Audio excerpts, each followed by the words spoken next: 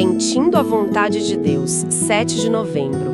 Eu sinceramente acreditava que um poder superior poderia devolver a minha sanidade e eu iria parar de tentar adivinhar qual seria a vontade de Deus, apenas aceitando as coisas como elas eram, sendo grato.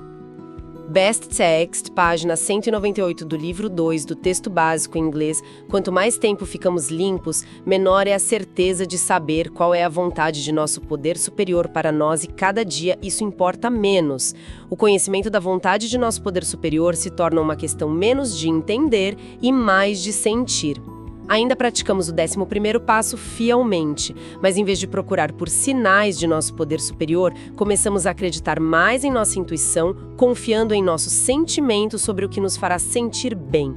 Depois de estar limpo por alguns anos, tudo o que parecemos saber é quando estamos agindo contra a vontade de nosso poder superior para nós. Quando estamos indo contra a vontade de Deus, encontramos aquele velho e desconfortável sentimento em nossas entranhas. Esta náusea é um aviso de que, se continuamos nesta direção, muitas noites sem dormir nos aguardam. Precisamos prestar atenção nesses sentimentos que são quase sempre sinais de que estamos agindo contra a vontade de nosso poder superior. Nosso 11º passo estabelece claramente o verdadeiro objetivo da oração e da meditação: melhorar nosso contato consciente com o Deus de nossa compreensão, trazendo conhecimento mais claro da vontade de nosso poder superior para nós e força para realizá-la. Sabemos mais claramente a vontade de Deus pelo que sentimos, não por sinais ou palavras, mas pelo que nos faz sentir bem. Só por hoje. Eu vou orar pelo conhecimento da vontade de meu poder superior para mim e força para realizá-la. Vou prestar atenção a meus sentimentos e agir quando eles me fizerem bem. Uau! Essa meditação de hoje, hein? Ela toca num ponto muito central da recuperação, que é essa mudança de chave, sair do tentar entender, né? Racionalizar a vontade de um poder superior, para começar a sentir uma coisa mais interna, mais intuitiva. Exato. Para quem está começando a recuperação, ou mesmo para quem já tem um tempo, como é que se cultiva isso? Como é que se abre espaço para essa sensibilidade, para essa intuição que o texto fala? Como sair um pouco da cabeça, sabe? Olha, é uma jornada, né? E o fascinante é que a própria meditação já aponta o caminho. O 11º passo. O objetivo ali, como guia para trabalhar os passos de Iene, a deixa bem claro. Não é decifrar enigmas, sabe? Não é ficar caçando sinais como se fosse um detetive espiritual. A proposta é outra. É melhorar nosso contato consciente com o Deus de nossa compreensão. Percebe? É buscar um conhecimento mais claro da vontade dele ou dela para nós especificamente. E, claro, a força para bancar isso, para agir de acordo. E o como fazer isso, então? O como a literatura de NA sugere é pela prática constante. Oração e meditação. Mas não como um ritual mágico, entende? É mais como um exercício para acalmar a mente. Aquela mente barulhenta da adição, né? Aquele turbilhão. Sim, a mente que não para. Isso. A ideia é aquietar esse ruído para que essa outra percepção mais sutil, mais esse sentir mesmo, possa começar a aparecer. O guia fala da meditação como essa busca por serenidade para alcançar compreensão. É um treino, na verdade. Entendi. É criar um espaço interno para essa voz mais calma poder ser ouvida. E essa parte da náusea? Aquela sensação ruim nas entranhas quando a gente está indo contra a vontade do poder superior. Isso é muito forte no texto. É fortíssimo. Como isso aparece na vida real de quem está em recuperação? E talvez mais importante, como é que a gente diferencia isso? Essa náusea de alerta daquela confusão mental da adicção ativa. Porque, né, sentimento confuso é o que não falta na adicção. Totalmente. Essa distinção é crucial. E a literatura ajuda muito aqui. O Guia dos Passos, lá no 2º passo, quando fala sobre sermos devolvidos à sanidade, define a insanidade, em parte, como aquela crença doida de que algo de fora, a droga, poder, sexo, comida, sei lá vai, consertar o que está quebrado dentro, nossos sentimentos. Certo, a busca externa para um problema interno. Exatamente. A recuperação vai desmontando isso. Já a náusea Esse desconforto que a meditação descreve é outra coisa, é mais um alarme interno da consciência. O livro Viver Limpo menciona aquela voz mansa e delicada, sabe? Um guia interno que sinaliza se a gente está alinhado com os princípios da recuperação ou se está começando a escorregar. Então, prestar atenção nesses sentimentos, como a meditação pede, é parte essencial de desenvolver essa sensibilidade e de aprender a confiar nessa bússola interna. E aí que entra outra ferramenta fundamental, o 10º passo. O inventário diário. Isso, fazer aquela revisão diária, olhar com honestidade para os sentimentos, pensamentos e principalmente para as ações do dia.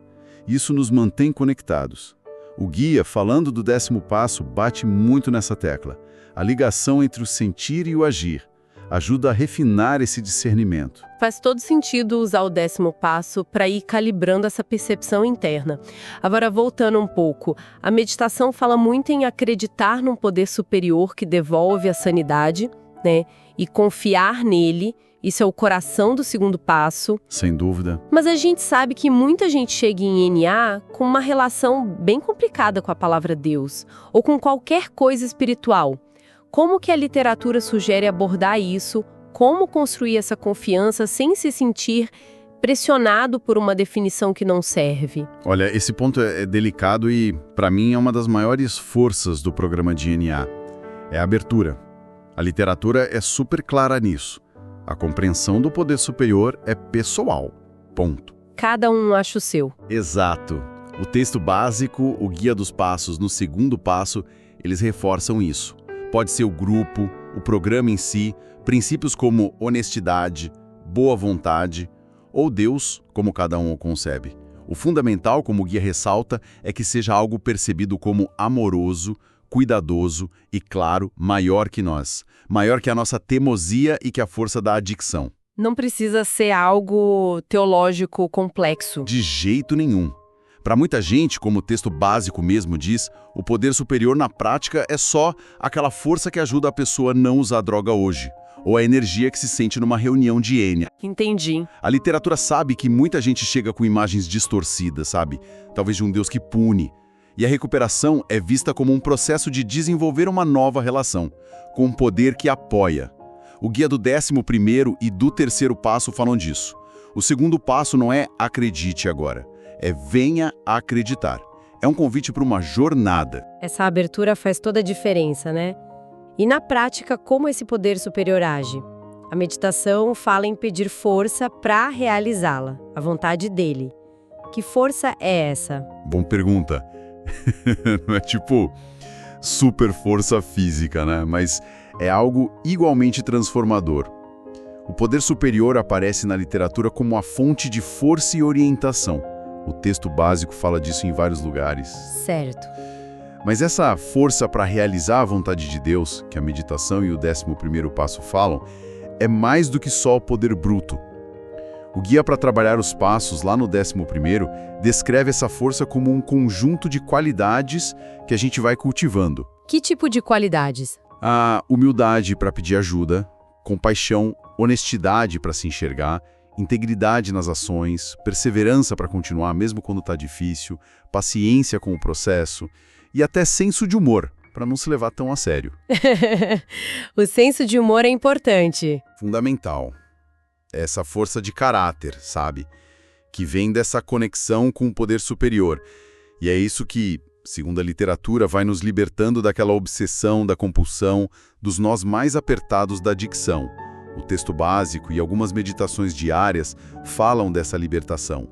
E a fé nesse poder, mesmo que seja pequenininha no começo, é o que ajuda a gente a atravessar o medo. Ah, o medo? Sim, o texto básico e várias meditações tocam isso. A fé é como um antídoto para o medo paralisante. Entendi. É uma força que se manifesta no nosso jeito de ser e agir. E já que a gente está falando de prática, voltando para o 11º passo, que a meditação menciona.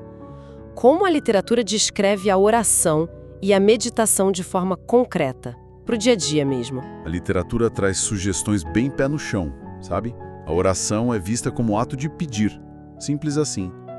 Pedir ajuda, orientação para uma decisão difícil, coragem, perdão, Uma meditação diária de setembro foca nisso. Não precisa ser nada mirabolante.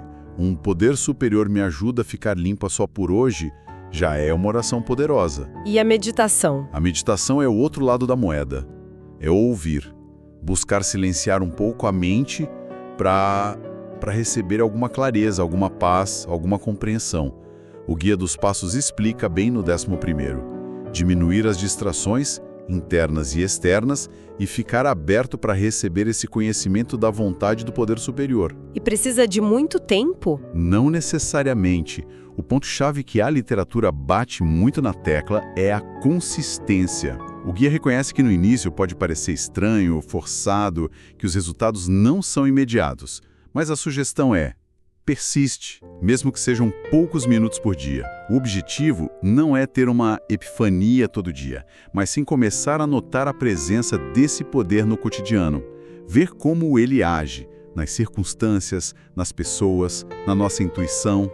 É construir um relacionamento, sabe? Pedir e ouvir. Simples na teoria. Mas desafiador na prática diária, né? Com certeza. E a meditação fecha de um jeito bem direto. Vou prestar atenção a meus sentimentos e agir quando eles me fizerem bem. Essa conexão entre o sentir e o agir, isso é a alma de Enya, não é? Totalmente. É aí que a teoria vira vida real, porque a recuperação em AA, como a literatura não cansa de dizer, não é só para entender a doença, é um programa de ação. O livro Viver Limpo fala muito disso. A vida muda porque a gente age diferente. Não adianta só saber, tem que fazer. Exato. O terceiro passo, por exemplo, é uma decisão de entregar a vontade e a vida. Uma decisão que, como o guia explica, a gente renova todo dia com as nossas ações. Então, quando a meditação diz agir quando os sentimentos me fizerem bem, é exatamente isso. Pegar aquela intuição, aquele sentimento positivo que a gente acredita que vem do poder superior e transformar em ação construtiva. Colocar a decisão em prática. Isso. E o 10º passo, de novo, é o nosso check-up para ver se essa conexão sentir, agir, está funcionando. Para sair da paralisia da adicção e fazer escolhas baseadas nos princípios que a gente está aprendendo.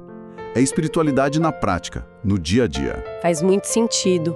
A ação como a prova da nossa conexão espiritual.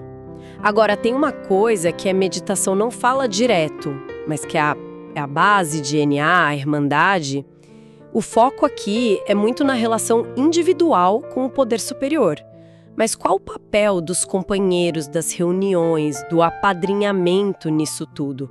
Nesse discernir e agir? Essencial. Nossa, ponto fundamental. A recuperação é pessoal, intransferível, mas ela quase nunca acontece sozinha em NA. A Irmandade é o campo de provas, o suporte. O folheto de apadrinhamento tem aquela frase linda do texto básico. O coração de NA bate quando 2 adictos compartilham sua recuperação. Lindo isso! Padrinhos e madrinhas são guias cruciais. Eles ajudam a trabalhar os passos, claro, inclusive o 11º. Mas mais do que isso, eles oferecem uma coisa que a gente não tem sozinho: perspectiva.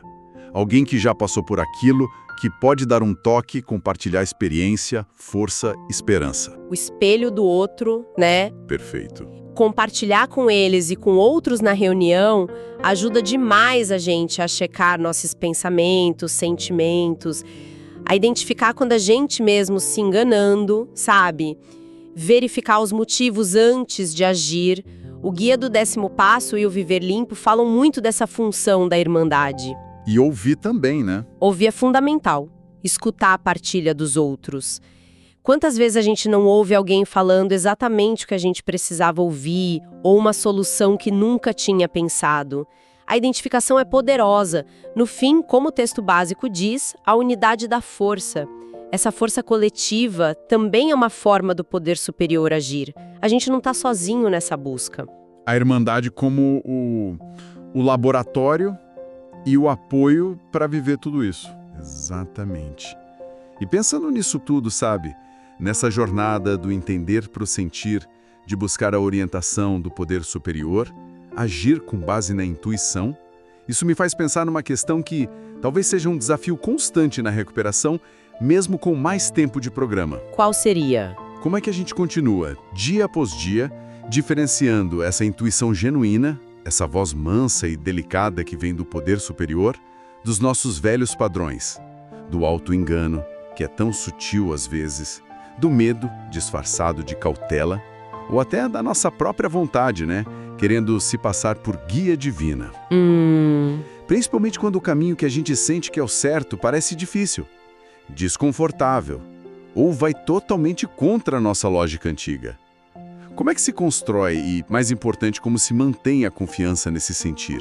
Mesmo quando os sinais não são claros, quando não tem placa luminosa indicando o caminho, e só resta essa percepção interna, às vezes bem sutil. Nossa, que reflexão importante. Como diferenciar essa voz interna daquele ruído antigo, da adição, do medo, ou da nossa própria teimosia, né?